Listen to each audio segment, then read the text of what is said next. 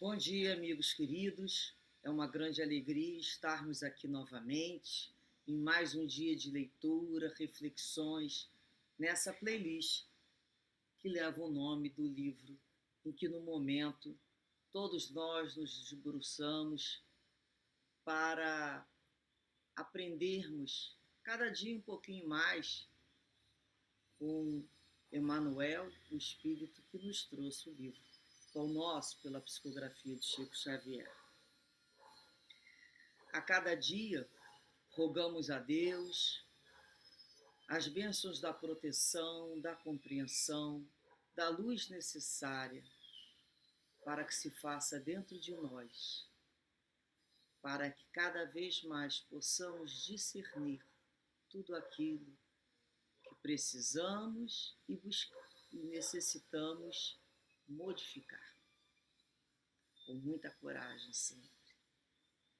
Hoje, a nossa mensagem é a mensagem de número 19, que tem como título Falsas Alegações, onde Emmanuel nos traz o versículo 28 do capítulo 8 de Lucas, no Evangelho de Lucas, que diz assim: Que tenho eu contigo, Jesus, Filho do Deus Altíssimo?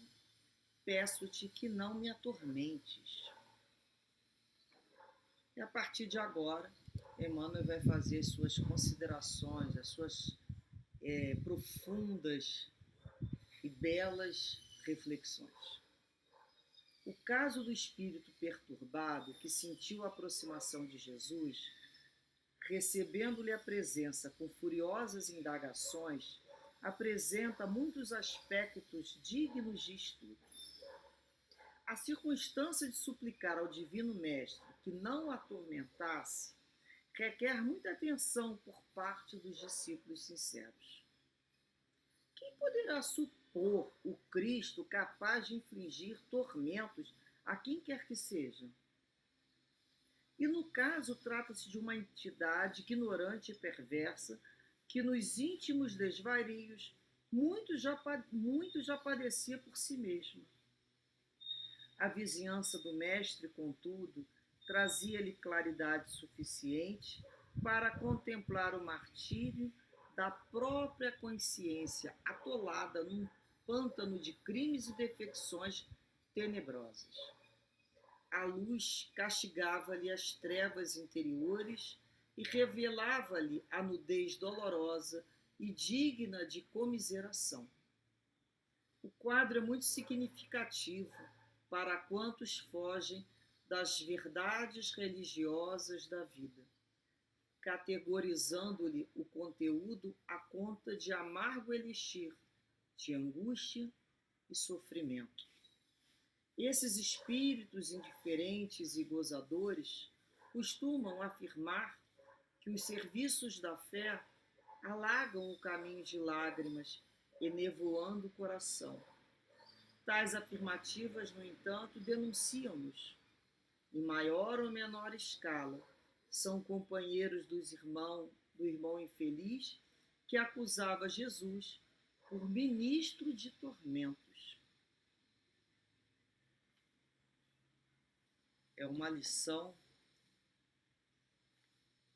muito própria, né, para todos nós, quando paramos para imaginar aqui esse espírito perturbador se incomodando com a presença de Jesus. Né? Eu gostaria tanto de estar na presença de Jesus, eu gostaria, né, de poder estar junto a esses espíritos dessa condição espiritual. Bem, primeiramente, vamos imaginar por que tanto incômodo, por que ele ficou tão furioso assim pela presença do Cristo. O que ele diz aqui? Primeiro, sabemos que ele reconhece que é Jesus, ele não estava enganado. É um espírito utilizando ali o corpo físico do rapaz, e ele reconhece quando diz: Jesus, Filho do Deus Altíssimo. Ou seja, ele sabe com quem ele está falando. Ele não estava ali enganado. E ele fala ali, ele pede a Jesus que não o atormente. Emmanuel nos faz refletir, né, quando questiona: quem poderá supor o Cristo capaz de infligir tormentos a quem quer que seja? Tão contraditório, né? Como é que ele sentiu esse tormento? Ele estava sendo verdadeiro. Ele reconheceu que era Jesus e deixou claro que a presença de Jesus deu um tormento nele. Pediu, né, que não me atormentasse. Não tem como imaginar Jesus atormentando. Nesse questionamento é que a gente é aquela questão, né? O que poderia incomodar a outra criatura uma presença como Cristo?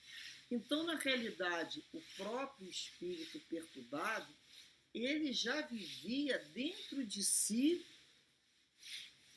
em perturbação. Ele vivia, que a gente chama, em trevas, em total escuridão. Sabemos que dentro de cada um de nós, né, deverá ser implantado o reino de Deus. Mas também dentro de nós poderemos ter implantado o reino de total trevas, de absoluta trevas. Dentro de nós tem um céu ou tem um inferno? Porque o céu e o inferno, ele não tem um lugar geográfico. Ele é a localização do que tem dentro de nós. Nós vamos sentir o céu e o inferno de acordo com o que vai dentro do nosso coração, da nossa consciência, quer encarnado, quer desencarnado. Então, muitas pessoas vivem no céu, outras vivem no inferno, na palavra, significando a edificação do reino de Deus ou um momento ainda de trevas, de sombrias situações da própria consciência manchada. Seremos infelizes todas as vezes que infringirmos a lei de Deus. A felicidade só é possível para aquele que vive dentro da lei de Deus. Isso é da lei. Então não adianta. O que nós estamos sentindo? Felicidade ou a infelicidade? O céu ou o inferno? Mas que tipo de vida estamos fazendo, né, crescer dentro da nossa mente? O que temos plantado na nossa mente? Boas sementes ou espinho, né? Quem busca espinho acaba espetado. Então nós vamos ver aqui que Jesus está conosco desde os primeiros momentos, né, do nosso planeta. Jesus, para chegar à Terra, o quanto ele teve que se abafar, se diminuir, né, constranger a sua própria luz, que ele não suportaria. Ele precisou cada vez mais para ter mais um corpo que suportasse, um corpo físico até que suportasse um pouquinho mais a situação do planeta Terra. Mas mesmo assim, esses espíritos como Jesus, a aproximação deles, por mais que eles se abafem, por mais que eles diminuam sua luz, é próprio. É uma fonte natural de luz, é um sol. E o que acontece na realidade ali? A claridade do Cristo revela a consciência desse espírito que trazia sua consciência manchada, as suas trevas interiores. Porque o que você faz? Você tem um quarto escuro. Como é que você tira a escuridão lá de dentro? Você abre a porta e manda a escuridão sair?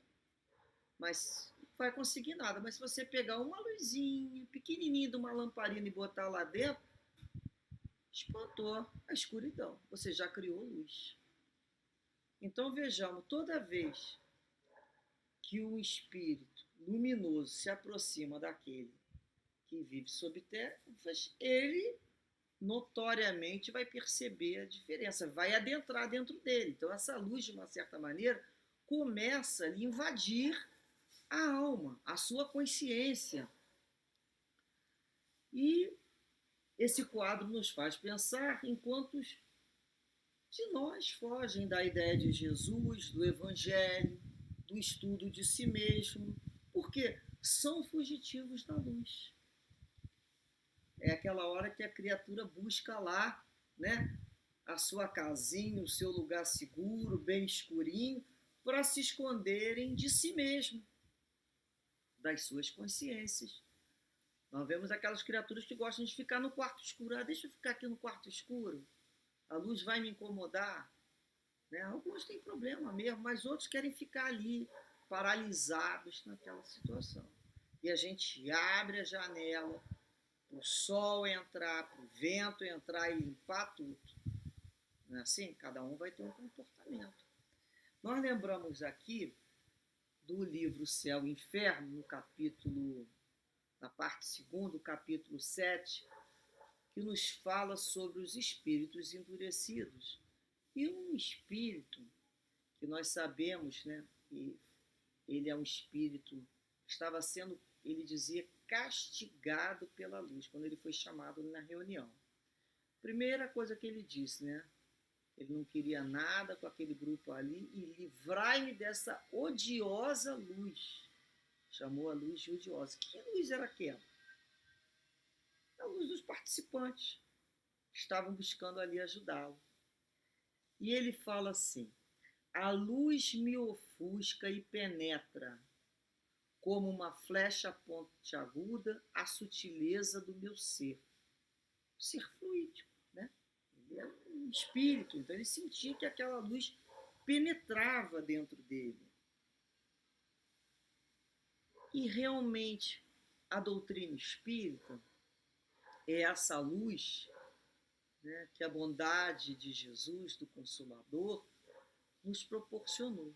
Quantas vezes nós encontramos companheiros que ficam, no primeiro momento, fascinados com a luz que a doutrina espírita nos traz sobre as questões da reencarnação, que a vida continua, sobre a questão da possibilidade, né, de retornar, de recomeçar, que o amor não termina nunca, que a morte não existe.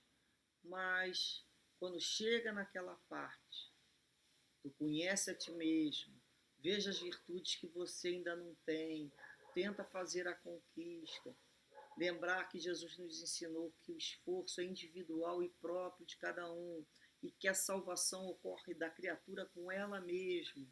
Essa luz, quando ela começa a questionar e aquilo começa a entrar dentro da gente, muitas vezes algumas pessoas não suportam.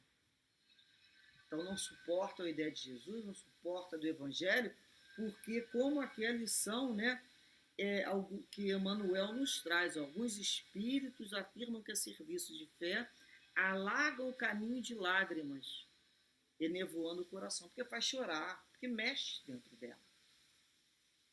Esses estudos mexem com a gente, mexem com o que está mais profundo, está escondido, e ele é colocado para fora, para a gente ver. E algumas pessoas não suportam lidar com isso. Preferem viver guardando a poeira embaixo do tapete. Preferem viver trancando tudo, né, fechando tudo, deixando tudo escuro, para não deixar claro o que precisa ser arrumado, o que precisa ser limpo. Até quando vamos viver assim, escravos da sombra? Nós fugimos para dentro de nós mesmos. É a hora que a criatura, né, ela entra num processo de encastelamento, e ela se cristaliza. Se cristaliza, e o espírito realmente, naquele momento, ele estaciona. Ele cria, né, em torno dele uma vibração endurecida. a gente chama, né? Parece estar impermeável. Você joga fluido, pensa na criatura, mas ela ali tem, ela mesma criou aquela situação para se proteger de um trabalho que um dia ela vai ter que fazer. Todos nós, todos nós precisamos nos passar a limpo. Todos nós precisamos entender que não somos obras prontas, não estamos completas, não sairemos dessa reencarnação como completistas. Somos espíritos que precisamos aprender a agradecer a Deus, a misericórdia de reencarnar, de retornar, de nos reescrever. Mas não precisamos somente de uma outra encarnação.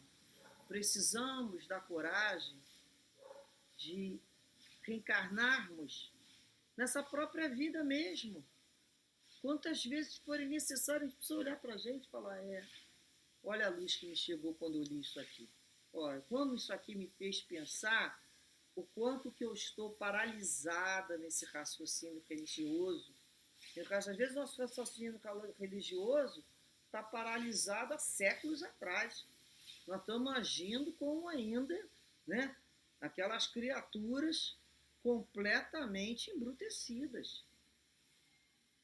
Nós progredimos na área tecnológica, nós progredimos em vários setores da ciência, não é assim? Porque o pensamento religioso também tem que progredir. Então eu preciso progredir, eu preciso olhar para dentro de mim e abrir essas comportas. Tem medo, que se protegeram, estão protegidas com medo de se perder, acreditando que aquilo que foi, ou que pensa que vai ser perdido, vai perder a identidade. De maneira nenhuma, nós somos espíritos imortais. Nós precisamos nos reescrever, substituir em cada processo, quando essa luz nos chega, através de uma lição, através de uma palestra, uma frase, uma mensagem, uma percepção espiritual, um pensamento que nos agrega. A gente para e fala assim, olha como tem muito mais luz, olha como é muito mais de acordo com Cristo. Vamos saber buscar o que é bom, discernir o que é bom, e que essa luz nos chegue sempre com o Cristo. Sempre. Que Jesus, assim, nos envolva em sua luz, para caminharmos com Ele, buscando cada vez mais abrir a nossa janela de dentro para fora do coração e da mente, para que essa luz tome todo o nosso ser e seja renovado, em mãos à obra. Não teremos medo, vamos nos reescrever, vamos ter coragem de nos passar a limpo. Coragem. Coragem. Vamos ter certeza que Jesus está ali, nossos mentores e guias espirituais, para nos ajudar. Ninguém ficará perdido no meio do caminho. E do momento que a gente resolve mudar, nunca mais esse carro vai voltar para trás. Não tem mais como. A gente cada vez vai vencendo uma etapa, outra etapa, e a gente vai querendo sempre e cada vez mais crescer com Jesus. Dessa maneira, companheiros, que Jesus os envolva, sempre com muita luz, com muita paz, com muita harmonia, e que os nossos mentores e guias espirituais nos conduzam às lições, aos livros, aos estudos, aos pensamentos de progresso e evolução. Muita paz, graças a Deus.